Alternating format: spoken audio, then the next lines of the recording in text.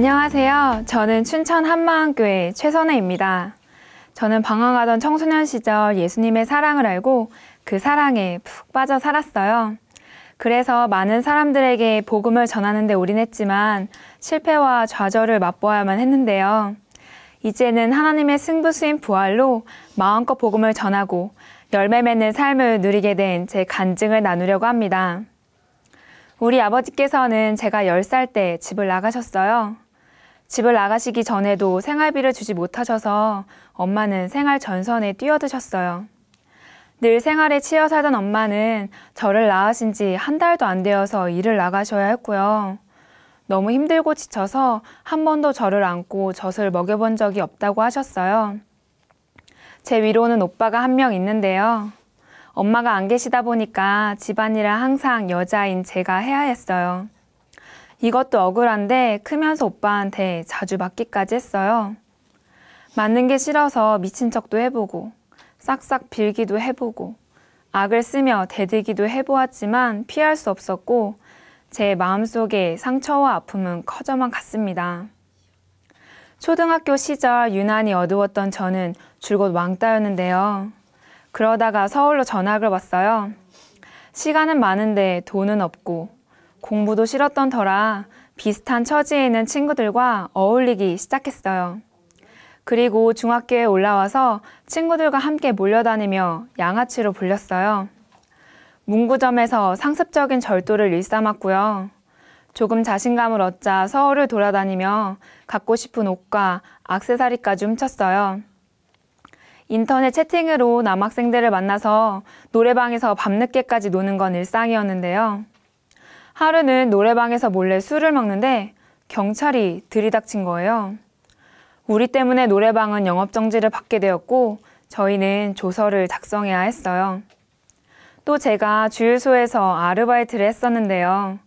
거기서 만난 피자 배달부와 밤새 당구치며 놀다가 재래시장 파라솔 막대기로 온 시장에 있는 전구를 다 깨부시기도 했습니다.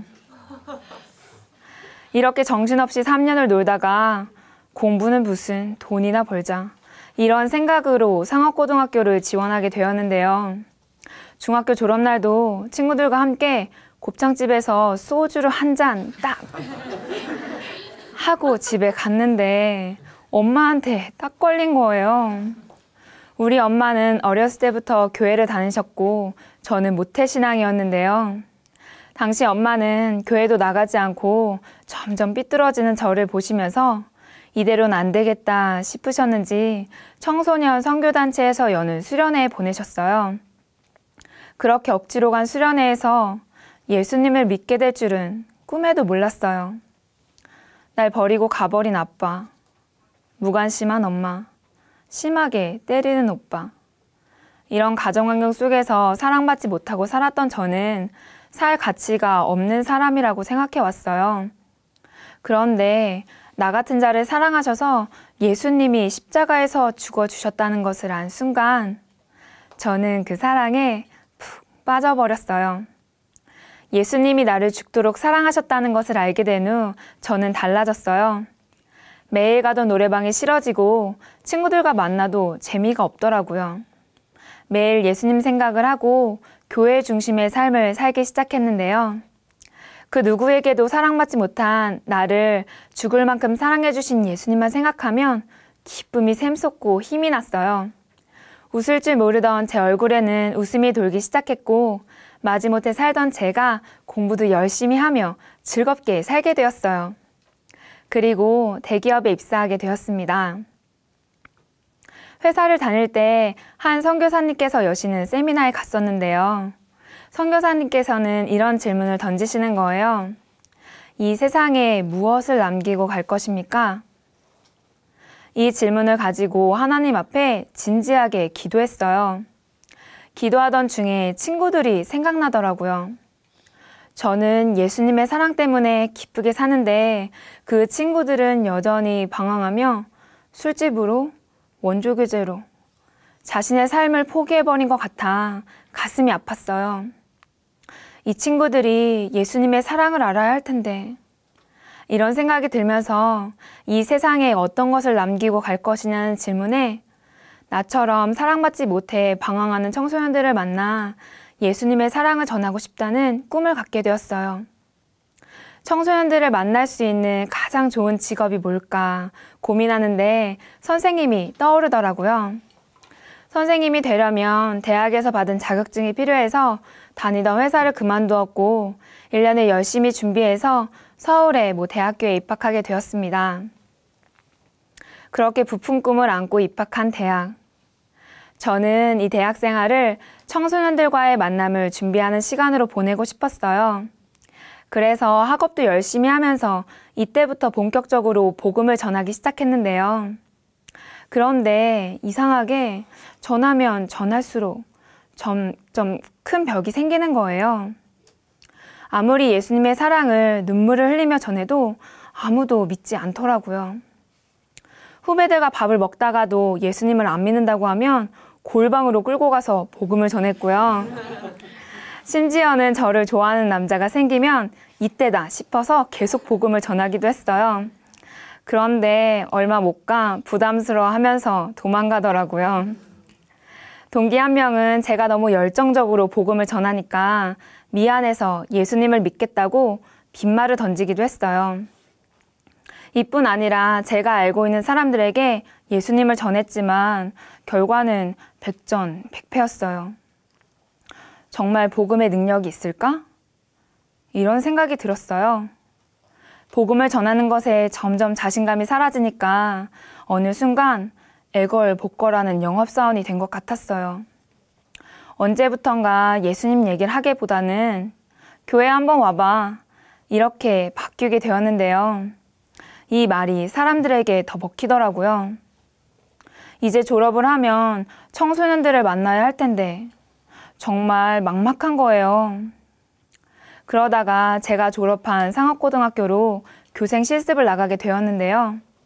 열악한 가정환경 속에서 사랑에 굶주려 있는 아이들이 많아 보였어요. 그러다 보니까 이 중에 예수님의 사랑을 필요로 하는 학생들이 반드시 있을 것 같았어요. 이 아이들이 복음을 들으면 얼마나 좋아할까? 그런데 현실은 제 생각과 너무 달랐어요. 아이들은 예수님의 예자도 관심이 없었고 코앞에 닥친 취업과 진로에 정신이 없어서 들으려고도 하지 않더라고요. 그때 마지막까지 잡고 있던 희망이 좌절로 바뀌었습니다. 20살부터 6년간 오직 청소년들에게 복음을 전하기 위해 이 꿈을 향해 달려왔는데 내 꿈은 이루어질 수가 없구나. 실현 불가능하다는 것을 확인하는 순간 참 바보가 된 것 같았어요. 결국 저는 한 학기를 남기고 도피하듯 휴학을 했습니다. 그리고 이제는 복음을 전하는 것을 접고 다른 길을 찾아야겠다는 생각에 회사에 들어가 인턴 생활을 시작했어요. 그러던 중에 명절이 되어 한마음교회에서 청년 사역을 하고 계시는 외삼촌을 만나게 되었는데요. 기운이 하나도 없이 축 처져 있는 저를 보시더니 무슨 일 있냐고 물으셨어요. 저는 너무 힘들다고 도와달라고 했더니 믿음의 교제를 할 수 있는 한 언니를 소개해 주셨어요. 언니는 제 삶을 쭉 들으시더니 자매가 전한 복음과 제자들이 전한 복음이 어떻게 다른지 살펴보자고 하시면서 사도행전을 펼치셨어요. 말씀 몇 구절을 찾아주셨는데 모두 예수님의 부활에 대한 말씀이었고 그중 한 말씀에 제 시선이 고정되었어요. 가룟 유다의 빈자리를 대신할 제자로 예수의 부활하심을 증거할 사람. 이렇게 사도행전 1장에 써 있더라고요. 언니는 예수님의 제자는 부활의 증인이라고 하시면서 한마음교회 책자를 주셨고 꼼꼼히 읽어보라고 하셨어요. 집에 돌아와 책자를 보는데 하나님께서 모든 사람에게 믿을 만한 증거로 부활을 주셨다는 거예요. 부활? 부활로 모든 사람이 믿을 수 있다고? 부활을 전하면 정말 될까? 반신반의하면서 못 믿겠다고 했던 후배들에게 일단 전해봐야겠다는 생각이 들었어요. 다음 날 책자를 읽어 내려가면서 예수님의 부활을 전했는데요. 놀랍게도 전하는 말씀에 힘이 실리면서 두 친구 모두 예수님을 주인으로 믿는 역사가 일어났어요. 너무 충격이었어요. 드디어 복음을 전하는데 완벽한 무기가 장착되었다는 생각이 들더라고요. 그동안 많은 은혜와 기도 응답, 영적 체험이 있었던 저에게 부활은 그저 몰랐다가 깨달은 말씀 중 하나일 뿐이었어요. 그런데 부활이 그 정도가 아니라 모든 사람이 믿을 수 있는 증거라는 것을 확인시켜주는 결정적인 사건이 일어났어요. 제 친구 중에 하나님을 지독하게 저주하고 교회를 떠난 친구가 있었는데요. 그동안 제가 만난 사람 중에 가장 완악했어요. 모태신앙이었던 이 친구는 천국 갈 확신은 있는데 성경을 못 믿겠다면서 오히려 저를 핍박했어요. 얼마 후에 언니와 함께 이 친구를 만나게 되었는데요. 이 친구가 복음을 듣더니 눈물을 흘리면서 자신이 주인 되었던 죄를 회개하고 예수님을 마음의 주인으로 믿겠다는 거예요. 저는 너무 깜짝 놀랐어요. 이건 시작에 불과했어요. 그날 이후 술도 끊고 담배도 끊더니 게임 아이템을 사고 팔던 사업도 정리하더라고요. 주인 되신 예수님께서 싫어하실 것 같다면서요. 저를 더 기절하게 만든 것은 이 친구가 어딜 가나 복음을 전한다는 거였는데요.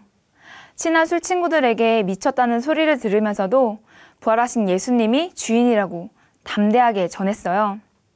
이혼해서 따로따로 사시는 부모님과 누나에게도 계속 복음을 전했는데요.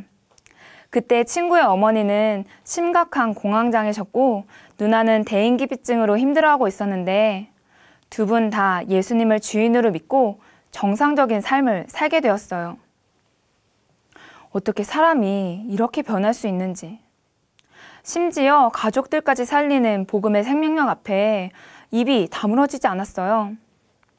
혼란스럽더라고요.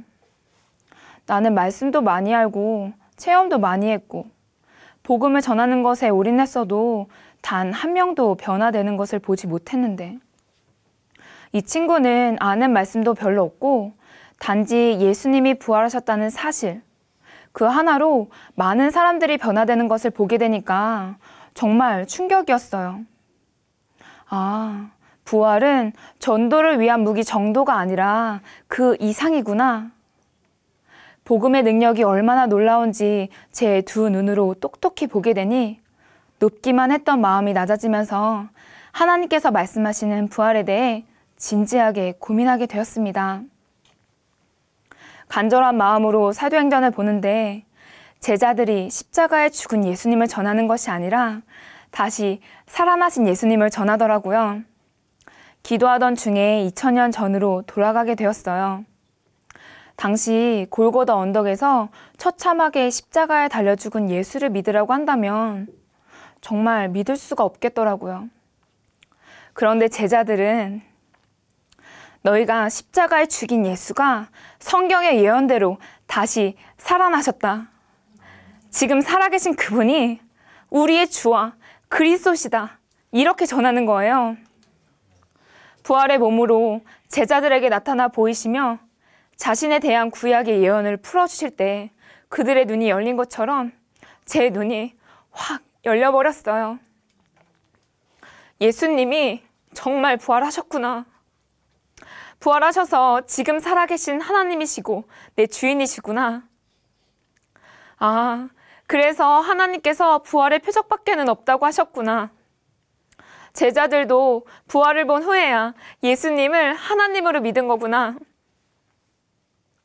하나님께서 요나의 표적밖에 없다고.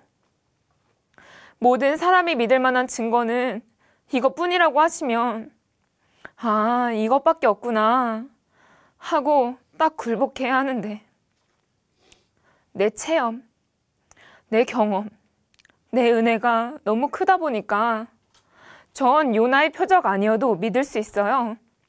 제가 얼마나 많이 경험했고 은혜도 얼마나 많이 받았는데요. 하면서 제 것을 놓지 않고 있었더라고요. 전능자께서 죽으시고 부활하시면서 주신 증거를 무시하고 제 마음에 더 끌리고 더 좋아하는 것을 붙잡고 있었어요. 제 믿음이 제 건 줄 알고 하나님의 말씀과는 상관없이 제 마음대로 믿고 있었습니다. 이것이 제 마음의 주인 되어 있는 거였어요. 하나님 앞에서 주인 되어 있는 나를 보며 어찌할꼬 중심으로 회개할 수밖에 없었습니다. 예수님이 부활하셔서 지금도 살아계신 게 너무 확실하니까 영원한 세계가 제 눈앞에 펼쳐지는 듯 했어요. 주를 위해 한 모든 것이 영원한 나라에 쌓이는 것이 믿어지니 마음에 생기가 돌기 시작했어요. 제 인생의 진짜 방향을 찾은 거예요. 그동안 제가 예수님을 전할 때 정작 이분이 하나님이심을 믿을 수 있는 근거를 전혀 제시해 주지 않았다는 것도 알게 되었어요. 왜 여태까지 아무리 열심히 전해도 사람들이 믿지 못했는지 의문이 풀렸어요. 그리고 전능자의 생명을 걸고 우리에게 증거를 주신 부활을 전할 때 하나님께서 가장 기뻐하신다는 것도 알게 되었어요. 하나님의 마음을 알게 되니 부활의 증인으로 불러주신 은혜가 너무도 감사했습니다. 그날 이후 저는 부활의 증인이 되어 꿈같은 나날을 보내게 되었어요. 더 이상 예수님 얘기를 하면서 애원하지 않아요. 믿던 믿지 않던 하나님께서 기뻐하시는 모든 사람이 믿을 만한 증거를 선포하면 너무 기쁘고 속이 뻥 뚫리는 것 같아요. 직장에서, 길에서, 지하철에서, 버스에서 부활하신 예수님이 하나님이신 것을 알게 된 사람마다 회개하고 예수님을 주인으로 영접해요. 그럴 때마다 전능자가 주신 증거의 진가를 맛보며 감격의 눈물을 흘리지 않을 수 없습니다. 얼마 전에 제가 반신반의하면서 부활을 전해 영접했던 후배에게 연락이 왔는데요. 미국으로 유학을 갔다가 지금은 군대에 있다고 하면서 누나, 그때 누나가 예수님의 부활을 전해주시지 않았다면 미국에서도 군대에서도 제대로 된 믿음 생활을 할 수 없었을 거예요. 그때 믿음의 근본이 무엇인지를 알게 된 것 같아서 너무 감사해요. 이렇게 얘기하더라고요. 하나님께서 모든 것을 거신 부활을 저는 예수님을 전하는 도구 정도로만 생각하고 이용했었는데요. 저의 악한 중심을 돌이켜주시고 제 힘이 아닌 부활 자체의 능력으로 영혼을 살려주신 것이 너무 감사했습니다. 저는 현재 중고등부 교사로 섬기고 있는데요. 방황하는 청소년들을 만나 예수님을 전하고 싶다는 저의 꿈이 이루어지고 있어요. 제가 만난 학생 중에 예전에 저보다 조금 더 불량한 중학교 1학년이 있었는데요. 매일 화장하고 짧아도 너무 짧은 치마를 입고 욕하고 돈 뺏고 담배 피고 좀 힘든 상황이었죠. 그런데 부활하신 예수님을 만나고 완전히 변해서 그날로 담배도 던져버리더니 괴롭혔던 친구들에게 진심으로 사과하며 얼마나 예의 바른 학생이 되었는지 몰라요. 화장기 없는 밝은 얼굴로 교실과 거리에서 복음을 전하고 있는데요. 복음을 전하다가 왕따를 당하게 되었는데도 예수님이 함께 계시니까 너무 기뻐요. 예수님의 최연소 순교자가 되는 게 꿈이라고 합니다. 그리고 예수님을 주인으로 믿고 술도 끊고 담배도 끊고 게임 사무실을 정리했던 그 친구가요. 지금 제 남편이 되었는데요. 시댁 식구들이 부활하신 예수님을 주인으로 믿으니 부족한 게 많은 며느리인데도 선에 너가 부활의 복음을 들을 수 있게 도와줘서 아들이 살고 우리 집이 살았다. 너무 고맙다. 하시며 절 있는 그대로 사랑해주세요. 예수님 덕분에 넘치는 사랑을 받는 저는 너무 행복합니다. 남편과 함께 오직 부활하신 예수님을 바라보며 복음을 전하고 제자를 양육하는 삶을 살고 있어요. 남편은 생활의 문제뿐 아니라 양육하면서 생기는 고민도 함께 기도해주는 최고의 동역자가 되었습니다. 하루는 어떻게 나 같은 자를 부르셔서 예수님의 부활을 전하게 하시고 놀라운 복음의 능력을 보게 하시는지 너무 감격이 되는 거예요. 그런데 하나님을 위해서 제 인생을 드리고 싶어요. 기도했던 예전의 모습을 생각나게 해주시면서 아, 이것에 응답해 주셨구나. 참 감사했어요. 저는 이제 오직 예수님의 부활만을 붙들고 전하며 하나님 아버지의 마음을 시원케 해드리는 효녀가 되겠습니다. 감사합니다.